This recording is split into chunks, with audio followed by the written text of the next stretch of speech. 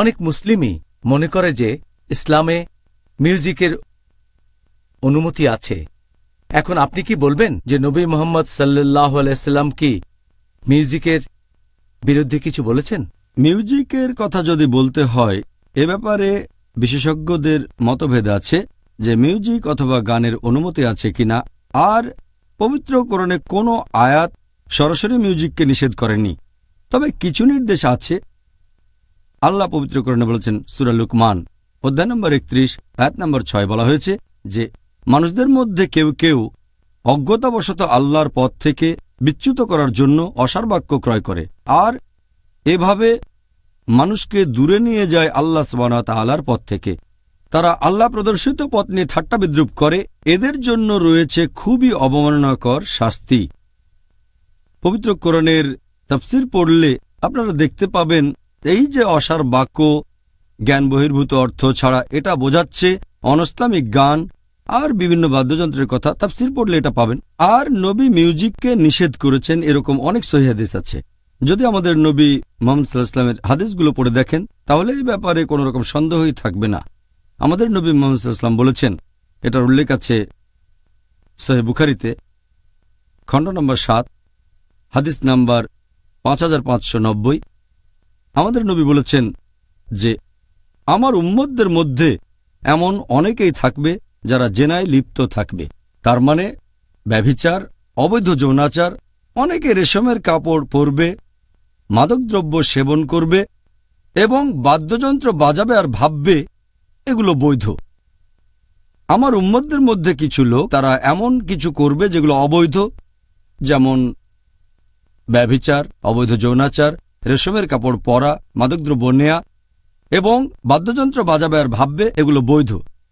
এই হাদিস বলছে তারা কিছু কাজকে বৈধ মনে করবে। আমরা জানি যে মাদকদ্রব্য হারাম, আমরা ভালো করেই জানি যে ব্যভিচার করা হারাম।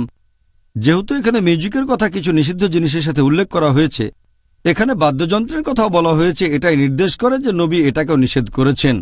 তবে কিছু লোক বলে এটা বৈধ। আর এখনকার দিনে কিছু বিশেষজ্ঞ আছেন যারা বলেন যে ইসলাম ধর্মে বাদ্যযন্ত্র ব্যবহারের অনুমতি দেওয়া হয়েছে, তবে এই হাদিসটা পরিষ্কার বলছে যে বাদ্যযন্ত্র জিনিসটাই হচ্ছে হারাম।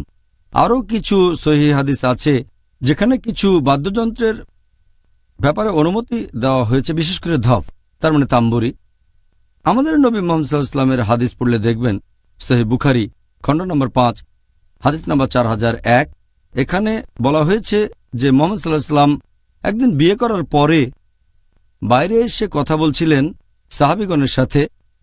তখন ছোট ছোট দুটো মেয়ে বাজাচ্ছিল এই ধপ, তার মানে তাম্বুরি, আর তারা গানে গানে সাহাবীগণের প্রশংসা করছে কিভাবে অমুকের বাবা জিহাদ করেছেন। এরপর তারা নবীর প্রশংসা করতে লাগলো।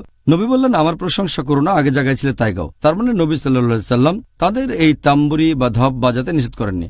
এছাড়াও আরেকটা হাদিস আছে সহিহ বুখারীতে খণ্ড নম্বর 2 হাদিস নাম্বার 987 যে আমাদের নবী একদিন শুয়েছিলেন। এই হাদিসের বর্ণনা দিয়েছেন হযরত আয়েশা রাদিয়াল্লাহু আনহা। তিনি বলেছেন যে দুটো ছোট মেয়ে তাম্বুরি বাজাচ্ছিল আর গান গাচ্ছিল। তখন হযরত আবু বকর রাদিয়াল্লাহু আনহু, হযরত আয়েশা রাদিয়াল্লাহু আনহার বাবা, তিনি সেখানে এসে তাদের বললেন, বন্ধ করো। মুহাম্মদ সাল্লাল্লাহু আলাইহি ওয়াসাল্লাম তখন ঘরে শুয়েছিলেন। তিনি আবু বকর রাদিয়াল্লাহু আনহুকে বললেন, গান গাক ওরা, আজকের দিনটা তো ঈদের দিন, ওরা গান গাক। এছাড়া আরেকটা হাদিস আছে তিরমিজিতে হাদিস নাম্বার 3690। সেখানে আমাদের নবী সাল্লাল্লাহু আলাইহি ওয়াসাল্লাম বলেছেন যে একবার এক লোক নবীর কাছে এসে তাকে বলল, আমি আল্লাহ সুবহানাহু ওয়া তাআলার নামে শপথ করছি, যদি আপনি জিতে ফিরে আসেন তাহলে আমি গান গাইব, ধপ বাজাবো, আমি তখন তাম্বুরি বাজাবো। নবী বললেন, যদি শপথ করে থাকো তাহলে করবে, যদি শপথ না করে থাকো তাহলে করবে না।